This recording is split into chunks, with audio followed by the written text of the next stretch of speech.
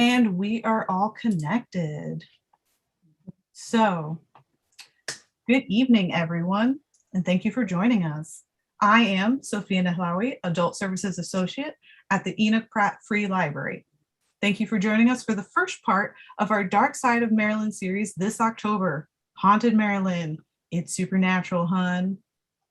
All Pratt Library locations across the city are open at 50% capacity, so we hope to see you if you haven't been back to visit us already. Before introductions, just some virtual logistics. If you're watching in Zoom, please click the Q&A button on your screen to post questions. If you're watching on YouTube, please post your questions in the comments. Additionally, a survey will be posted near the end of the program. Your feedback helps us serve you and contributes to all of our wonderful programming now and in the future. So when you can, please fill it out. So now, without further ado, please welcome Maryland Department librarians, Lisa Greenhouse, Amanda Hughes, and Julie Saylor to the stage. Welcome to Haunted Maryland. It's supernatural, hun. I'm Lisa Greenhouse, and I'm a librarian in the Maryland Department of the Enoch Pratt Central Library. I put this program together with my colleagues, Amanda Hughes and Julie Saylor.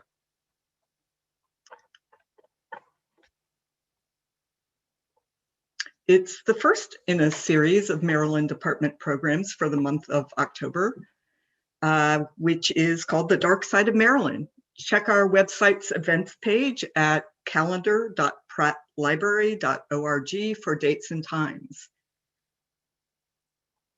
I'm kicking off the program with some scary tales about man's best friend.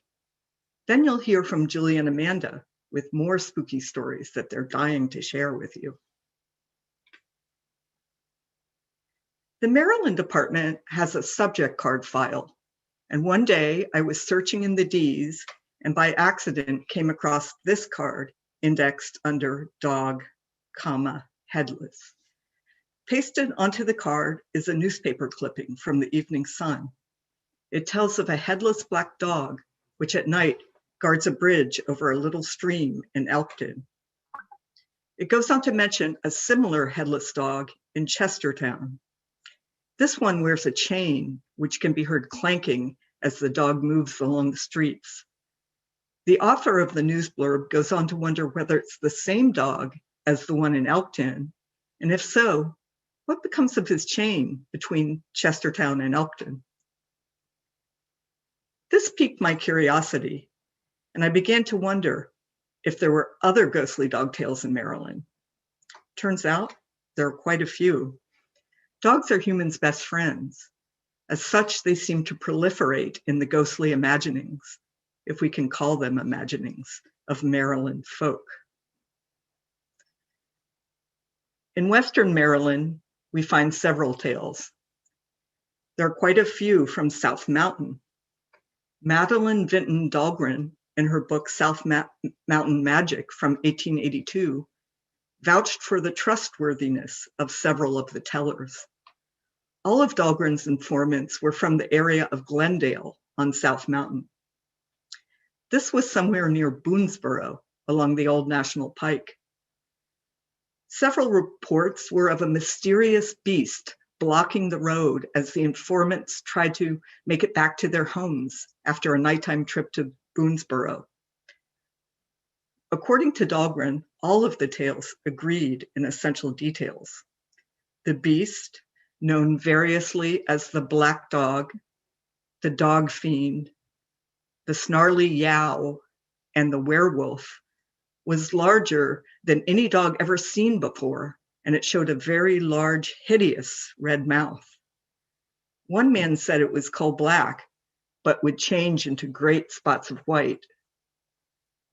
Several reported that it could supernaturally widen to block the road, so the folks who encountered it were not able to pass and had to return to the places from whence they had come. Some brave souls actually fought the snarly yow, but their punches were helpless as they seemed to pass through the dog without making any contact with material substance. The fiend was fast and able to outrun horses while kicking up a lot of gravel in the process. Around the house called Glendale, the dog would descend from its mountaintop lair, cross the road, and descend further into a rocky gorge to take a drink. Some seemed to feel that as the beast descended, the whole mountain took on a frightful aspect and seemed to be falling down around them.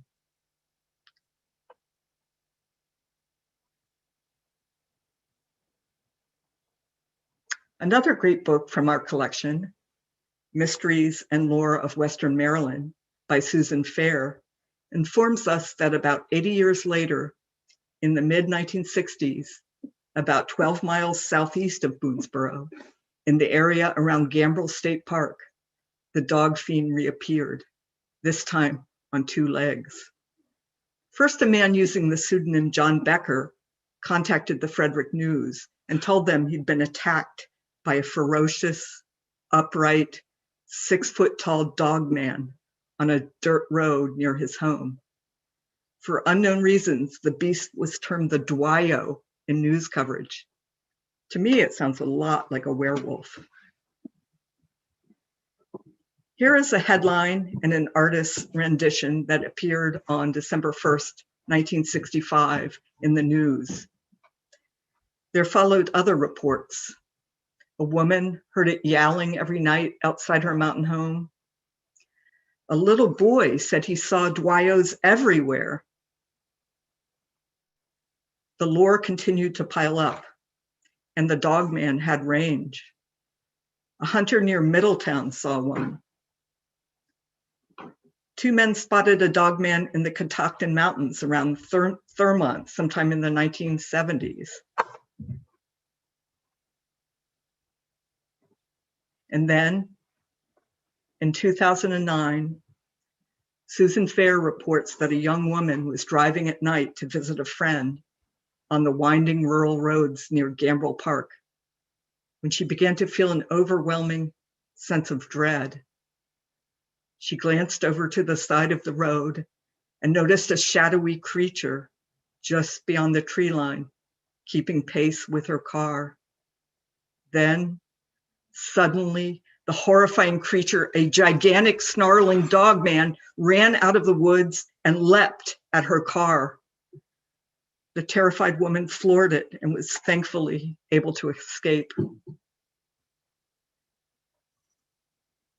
She subsequently reported the experience to Robin Swope, a minister in Erie, Pennsylvania, who specializes in paranormal experiences.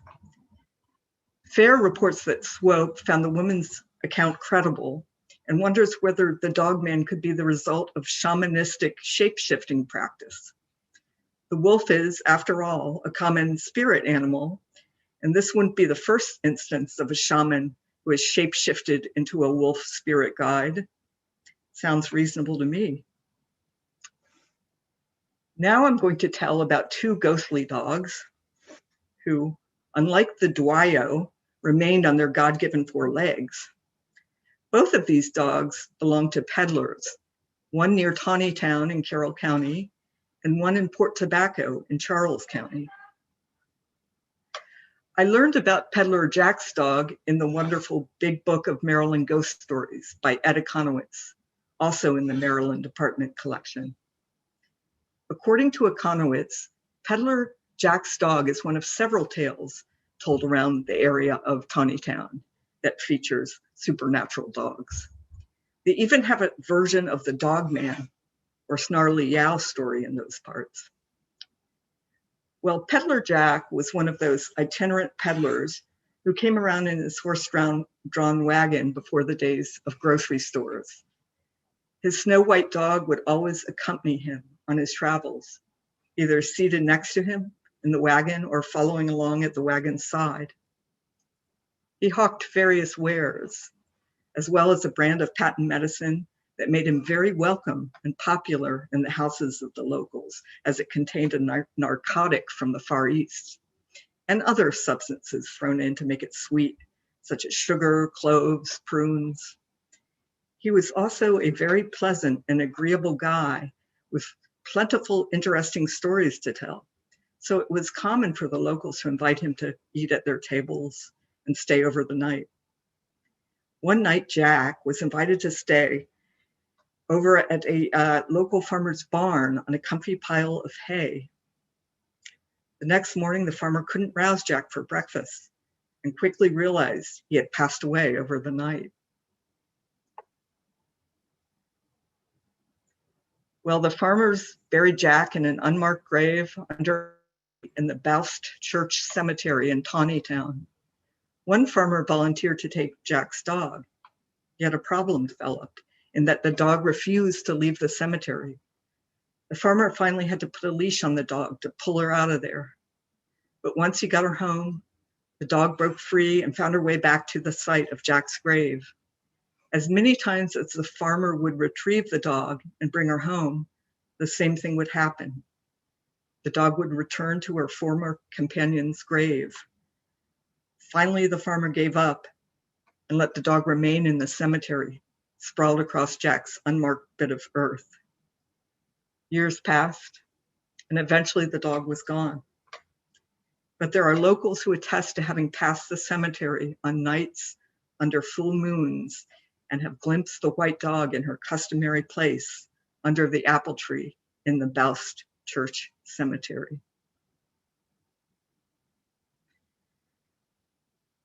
The last tale I'm telling is from a book entitled Ghostly Animals of America by Patricia Edwards Klein. This book is also in our collection because one of the tales is from Maryland. It concerns a peddler who came through Port Tobacco in southern Maryland with his bluish dog back in the days a long time ago when the town was busy and somewhat prosperous. Though the dog was bluish in appearance, the dog wasn't a fancy breed, just a regular old mutt. Now, this particular peddler had a weakness for alcohol, and after spending the day selling his wares, he pulled up into one of the town's plentiful taverns and began to imbibe. His problem was that a couple drinks would loosen his tongue, and on this occasion, he somehow happened to be carrying a bag of gold in his coat.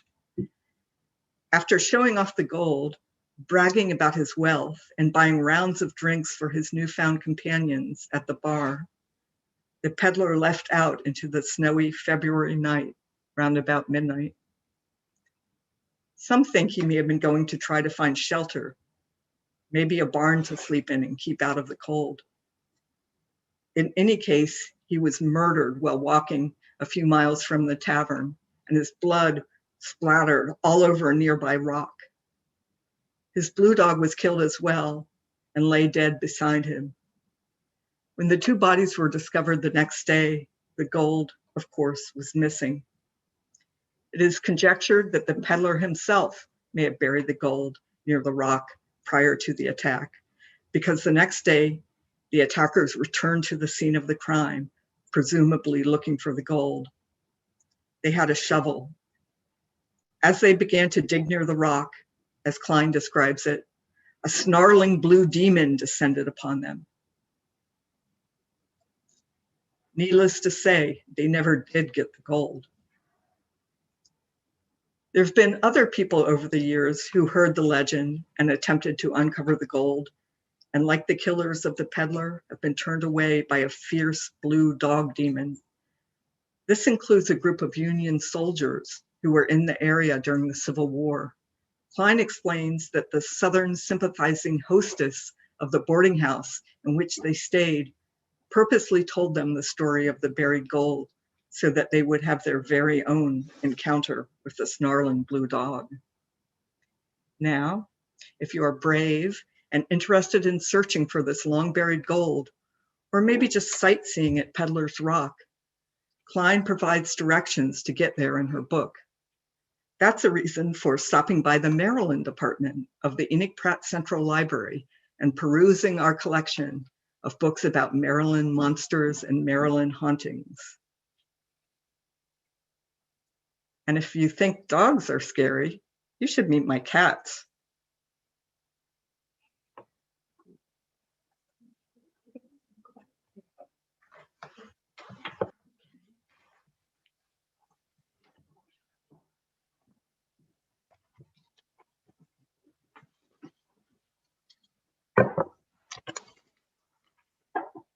Oops. Oh. Hi, I'm Julie Saylor, also from the Maryland Department, here to talk about messages from the Summerland. Our next ghost story comes from Baltimore's most famous ghost, Edgar Allan Poe. 172 years and one day ago, Edgar Allan Poe was admitted to the Washington University Hospital, now known as the Church Home and Hospital at East Baltimore and East Fayette Streets. He arrived in an unconscious state, wearing badly fitting, disheveled clothing. The next day, he became conscious, but not lucid. His physician, Dr. John J. Moran, described Poe's tremor of the limbs and his vacant converse with spectral and imaginary objects on the walls. His condition never improved. On Saturday, October 7th, Poe died. Dr. Moran wrote to Poe's aunt, Mrs. Maria Clem, having become enfeebled by exertion, he became quiet and seemed to rest for a short time. Then gently moving his head, he said, "Lord, help my poor soul," and expired. Poe's cause of death is still unknown, but many believe he died of the effects of alcohol. This rumor was started by Poe's literary executor, Rufus Griswold. Griswold published a slanderous obituary of Poe, portraying him as a tortured soul who walked the streets in madness or melancholy, and also published a memoir that depicted Poe as an alcoholic and gambler. Poe may have had problems with alcohol in the past, but he had joined the Sons of Temperance in Richmond the summer of his death and had taken a pledge not to drink. On October 8th, Poe was buried at a small service at Westminster Burying Ground, a Presbyterian cemetery at the corner of West Fayette and Green Streets. His mortal remains are there today if you'd like to pay respects. If you are looking for Poe's ghost, there are two places in Baltimore associated with Poe that may have been the site of paranormal activity. One of them is the Poe House, where Poe lived with his aunt and her family from 1833 to 1835, and a Fells Point Tavern, the Horseshoe Came In On saloon, where it is believed Poe took his last drink. In reality, Poe was last seen a half-mile away at Gunner's Hall on East Lombard Street, a tavern which served as an election hall. But these places are not the subject of my story. Poe found many ways to communicate after his untimely, mysterious death. Now we will turn to Poe's ghostly, poetic communications from the Summerland. The first to receive a visit from Poe was his ex-fiancée, poet Sarah Helen Whitman. Within 24 hours of his death, Helen heard mysterious rappings or knockings from the furniture, the floor, and the walls of her Providence, Rhode Island apartment. As she later wrote Poe's aunt, Mrs. Clem, "I have for several months been convinced that these wonderful and interesting manifestations are from the spirits of our departed friends." These manifestations, given to Helen only hours after Edgar's death, must have marked the beginning of her fascination with spiritualism, a religious movement concerned with communication with the dead. Spirit mediums, persons, often women, gifted with clairvoyant sight, would serve as the channels through which the dead could speak with the living. Helen received these communications even before she had learned of America's first and most famous spirit mediums, the Fox Sisters of Rochester. 11-year-old Kate and 14-year-old Margaret heard the rappings of a murdered man in a farmhouse in Hyattsville, New York in March 1848. But in 1849, most of America had yet to hear this remarkable story. Helen became convinced the rappings came from the spirit of her dear Edgar. In March 1851, Helen wrote Horace Greeley, founder of the New York Daily Tribune and supporter of spiritualism. Since that period, she wrote Greeley, "I've heard them almost daily, both when alone and in company with others." Though Helen herself would eventually become a medium, in these early days she invited a local clairvoyant, a young woman known as M, to live with her for 6 weeks so that she might speak with Edgar and others. What else could Helen learn from this spirit? Helen wrote, "I one evening asked mentally that if these sounds were caused by some invisible intelligence, I might receive some evidence of it by hearing them made near my person on an object that I would mentally indicate. In less than a minute, I heard these low but distinct raps on the back of my chair." 3 years later, she reported to Greeley, she still was hearing the raps. Much later, in 1860, Helen would become known as the poet who defended Edgar's reputation against Rufus Griswold. But whatever Poe's state at the time of his death, spiritualists knew that Edgar had transitioned to the peaceful shores of Summerland, their version of heaven. And Edgar eagerly used spirit mediums as his conduit to spread the good word through his poetry. From a period of 1856 to around 1870, Poe's spirit visited with at least 6 different spirit mediums, and these poems survive. Since few people have really attempted to catalog all of these poems, it is very possible there are more poems from the spirit of Edgar Allan Poe. The earliest spirit medium to receive communication from Poe was Baltimore spiritualist Washington A. Danskin. Danskin was a merchant who later went on to found the first spiritualist congregation at Saratoga Hall in Baltimore.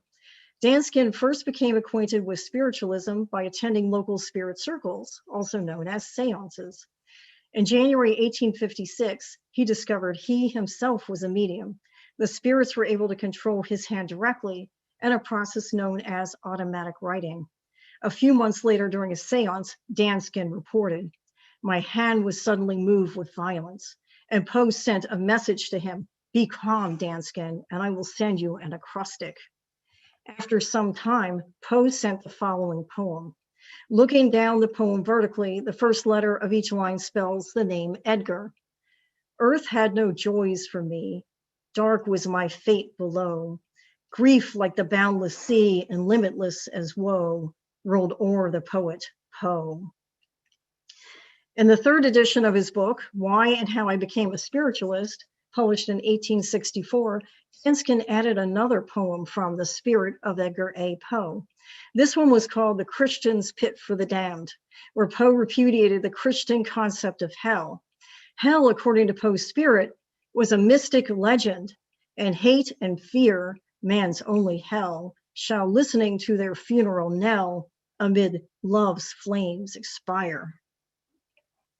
The next to receive a poem was spirit medium Thomas Lake Harris, a British-American medium who founded a utopian community called the Brotherhood of the New Life. In New York on May 31st, 1856, Poe dictated a poem, spirit poem on the Raven, while the medium was in a state of trance. S.B. Britton, Esquire, acted as Harris's amanuensis. An amanuensis was a 19th century term for a person who recorded spirit dictation and writing. Poe first dictated an explanation for updating his poem, saying that he had transitioned from a morbid and melancholy state to a place of higher understanding. "I left the body to recover sanity, and then in that mysterious, ethereal, ideal world, discovered the pain-producing, vision-creating influence operative in me and my earth life to have been not demoniacal, but celestial." In the poem, the raven is transformed from a demon into an angel. "I'm no bird, an angel, brother, a bright spirit and none other. I have waited blissful, tended thee for 30 years and o'er. In thy wild, elusive madness, in thy blight, disease, and sadness, I have sounded, tapping, tapping at thy spirit's Eden door. Not a bird, an angel more." The spirit of Poe had yet to visit another medium in Baltimore. On January 11th, 1863, well-known trance lecturer Lizzie Doughton appeared at Metropolitan Hall at 84 Baltimore Street. At the conclusion of her lecture, still in trance, she received a poem from Edgar Allan Poe called The Streets of Baltimore. Poe would eventually give her 5 other poems, which she published in her book, Poems from the Inner Life. This poem was perhaps the most famous of Poe's spirit poems. An abbreviated version of it was published in the magazine Frank Leslie's Popular Monthly. In 1910, someone wrote the Baltimore Sun requesting a copy of the poem, saying, "It was evidently written by someone who had swallowed all Griswold's miserable lies as to Poe's death." That being said, of all the poems by the spirit of Poe, I believe this one to be the best. The full version can only be found in Doughton's book. Before I begin reading, let me explain 3 passages to you. The poem begins by acknowledging that Poe is dictating it to a woman, Lizzie Doughton. Doughton acted as a passive conduit for Poe's voice, so she was described as a woman weak and woman mortal. There is an allusion to Phlegethon later in the poem.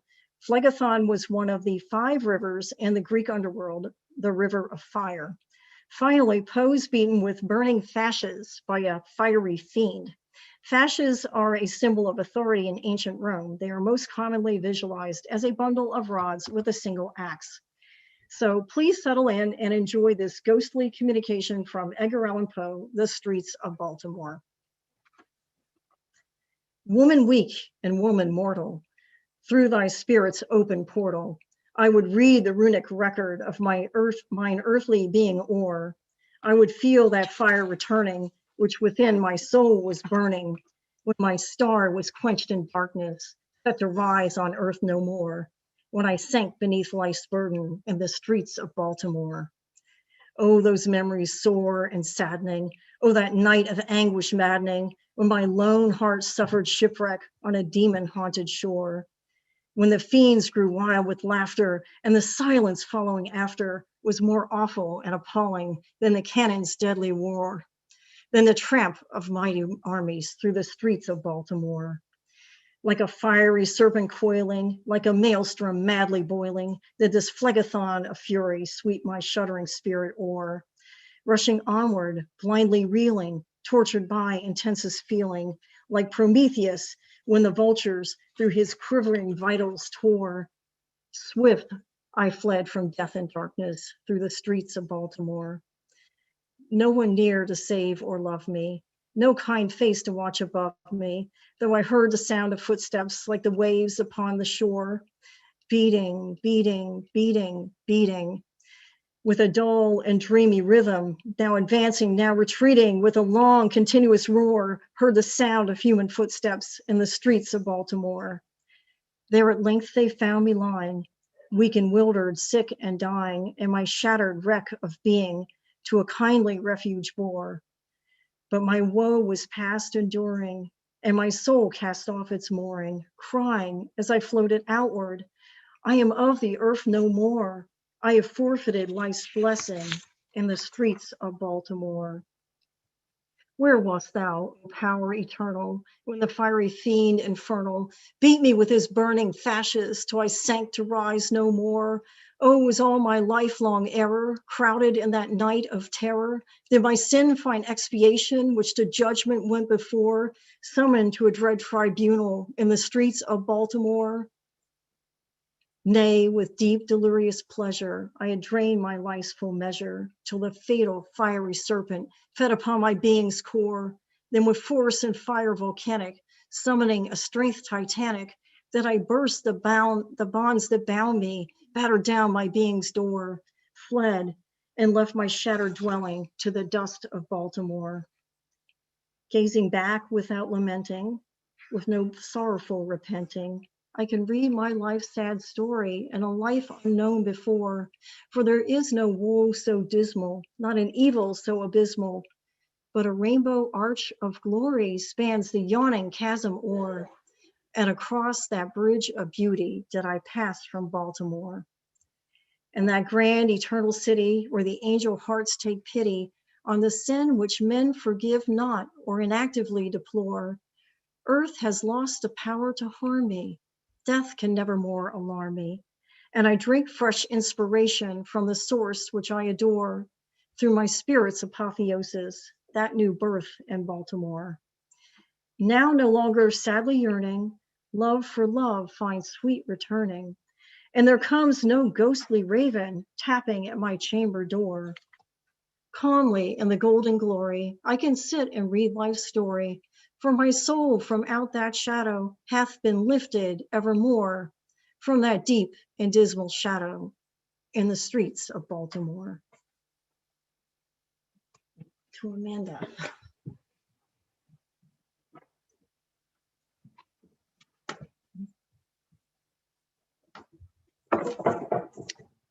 Hello, everyone. I'm Amanda Hughes, and it's time for part 3, The Evil Across the Bay.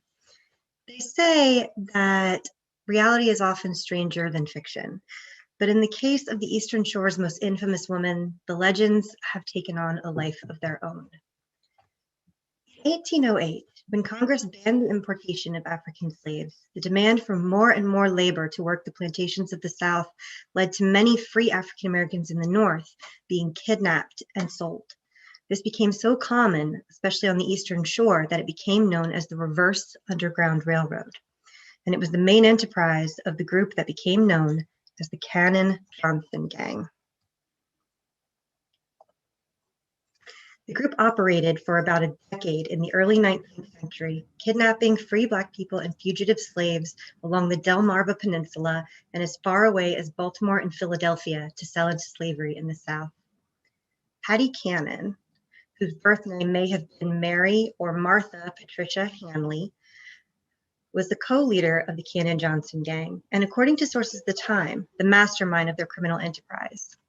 Hattie and her husband Jesse lived near what is now the town of Reliance, then called Johnson's Crossroads, on the border with Delaware at the convergence of Caroline and Dorchester counties on the Maryland side and the Sussex County on the Delaware side.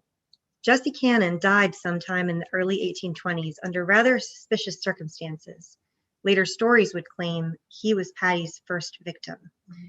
Their daughter twice married men known to have engaged in slave stealing and kidnapping. The first was Henry Brereton, a blacksmith who kidnapped free African Americans for sale. But it was only when he murdered another white slave trader that he was caught and hanged. Shortly after this, Patty's daughter married Joe Johnson, who became his mother-in-law's most notorious partner in crime. Johnson had a tavern a few miles from the Cannon house. Detailed accounts by kidnapping victims who regained their freedom appeared in 1826 in the abolitionist journal, The African Observer. The victims claimed that they had been chained and hidden in the basement, attic, and other secret rooms in Cannon's house and the tavern before being taken to Cannon's Ferry, now called Woodland Ferry, where they were put aboard schooners traveling down the Nanticoke River to the Chesapeake Bay. The gang's activities continued for many years. Local law enforcement officials were reluctant to intervene given the lack of concern most people in authority felt for African Americans and may have been afraid of the gang's reputation. According to accounts from the time, when Patty would hear authorities were coming, she would simply slip across state lines or across a county line and out of local jurisdiction. Members of the gang were initially arrested and indicted in May of 1832, and Joe Johnson was sentenced to 39 lashes. Records show the sentence was carried out at the old Sussex County Courthouse, but Patty and several other gang members, though initially charged, along with Johnson, apparently were not prosecuted. And incidentally, the public whipping post that would have been used to punish Johnson was only removed from the old courthouse grounds just last year.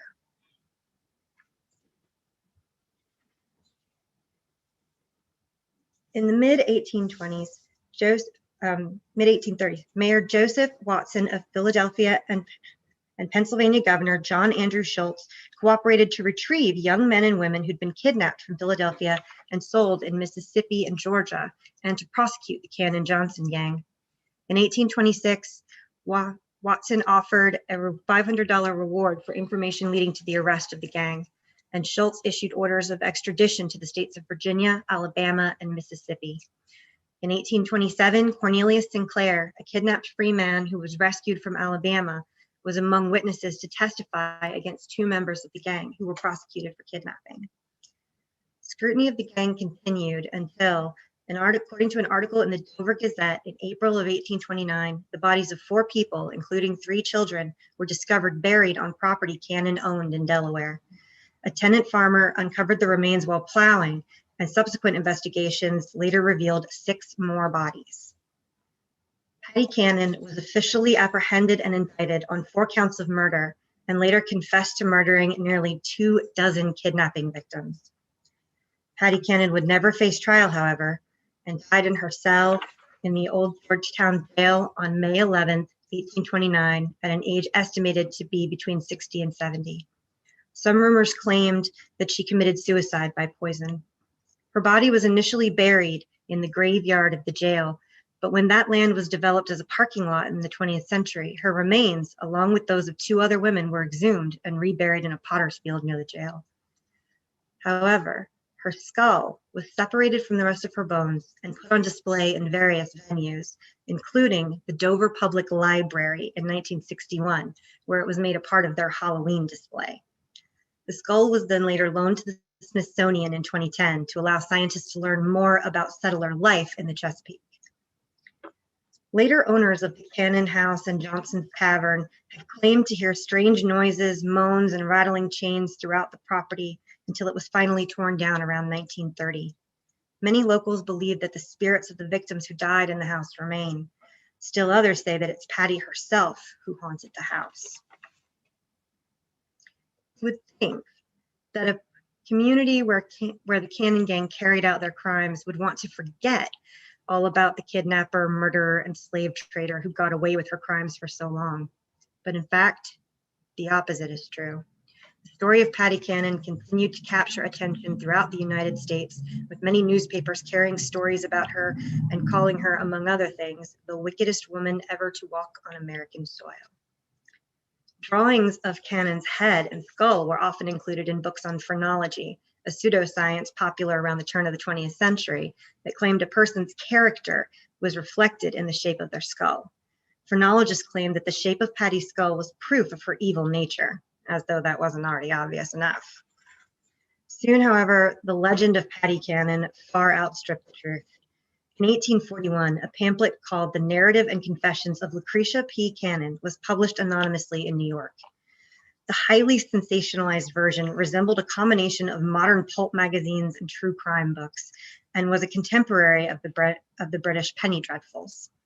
In it, Cannon was given the first name of Lucretia, apparently to associate her with Lucretia Borgia, while Jesse Cannon was renamed Alonzo.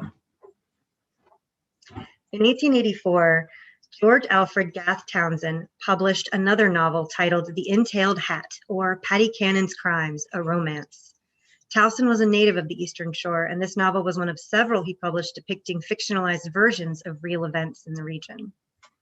The local obsession with Cannon continued, and yet another novel followed in 1926 called Patty Cannon Administers Justice, or Joe Johnson's Last Kidnapping Exploit, a tale of the Delmarva Peninsula in its dark ages.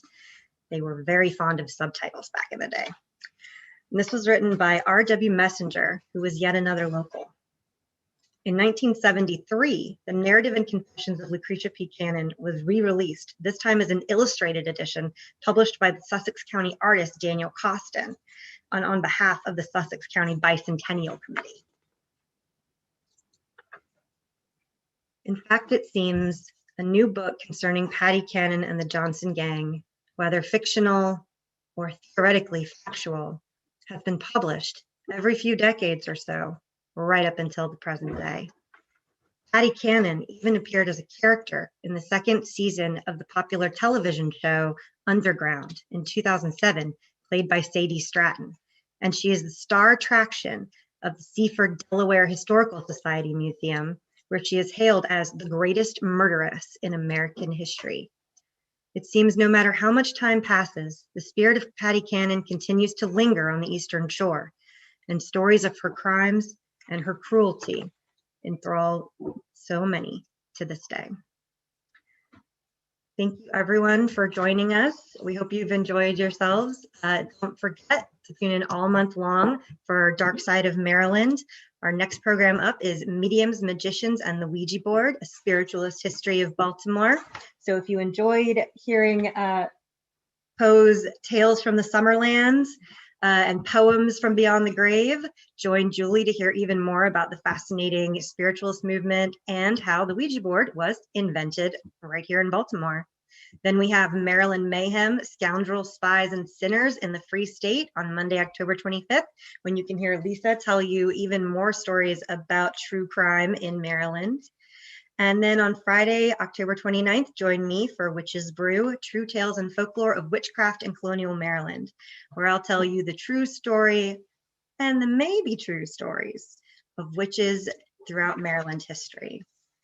So, any questions for us? Hello. So we do have a couple questions. That was all new to me. So I learned a lot. which I really like. I like learning about spooky things. So I'm happy I got to listen to all three of you.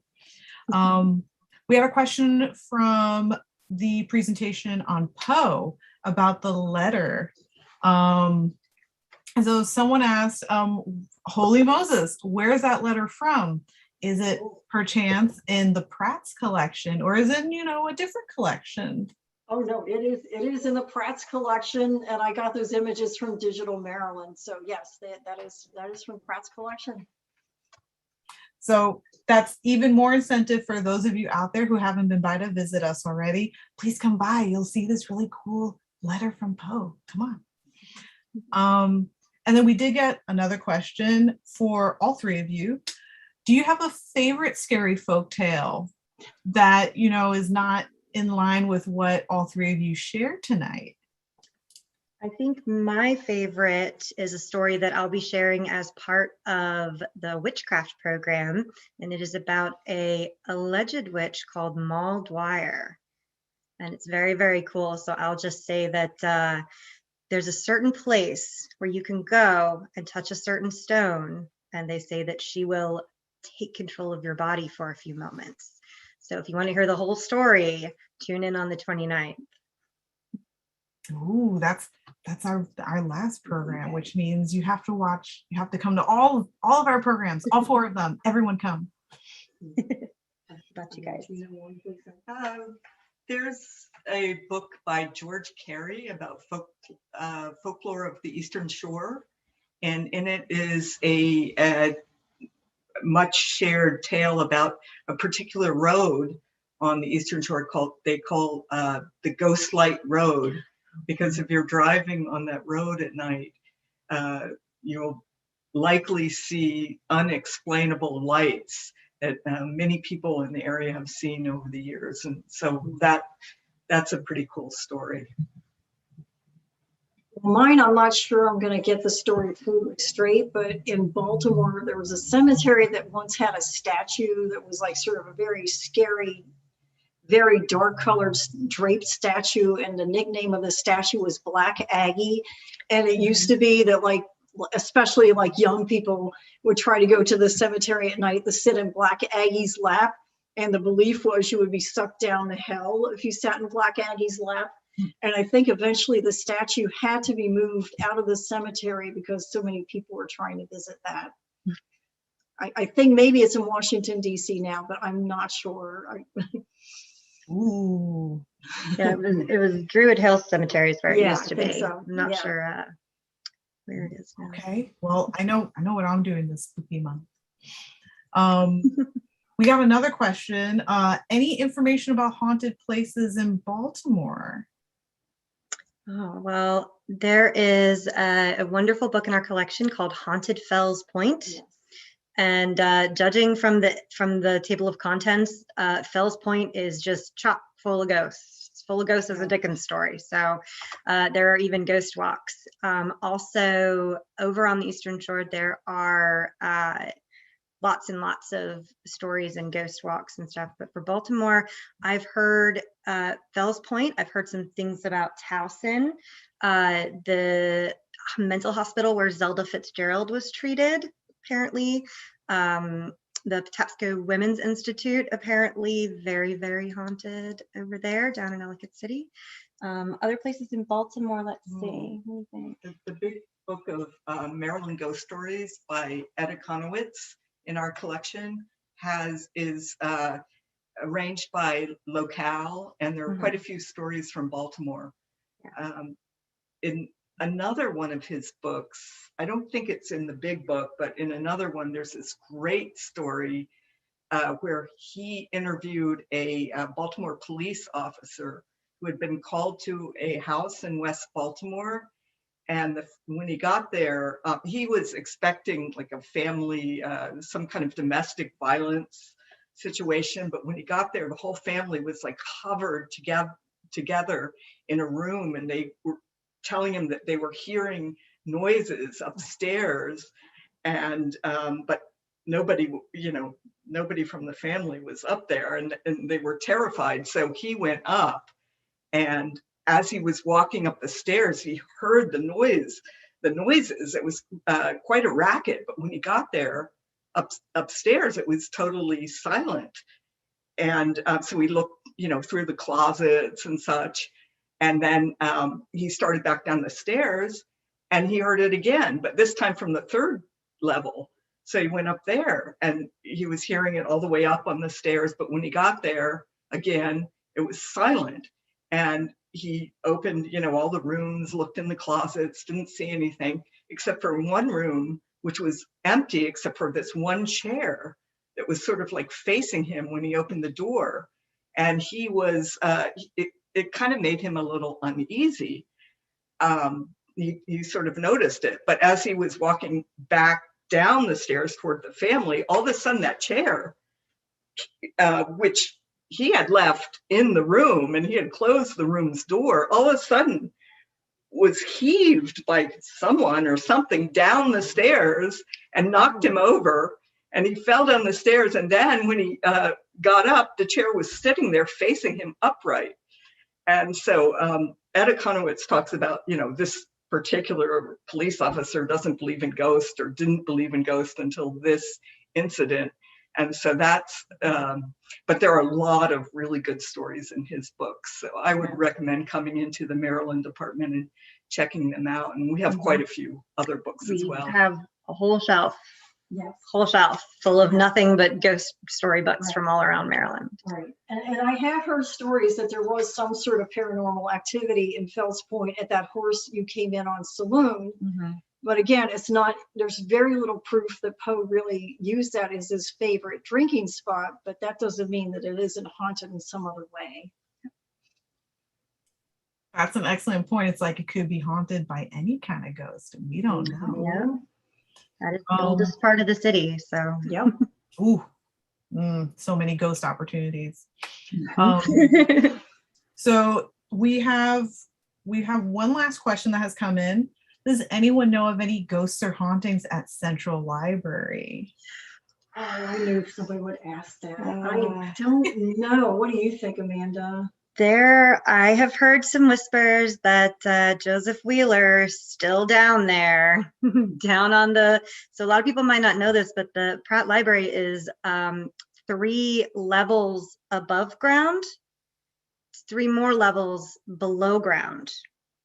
So there are quite a lot of stories of things, especially down in the sub basement, the very bottom floor, strange things happening, people thinking they're on, and this has happened to me, down there looking for something and you think you're on one far side of the building and then you come up and you're on the totally other side of the building.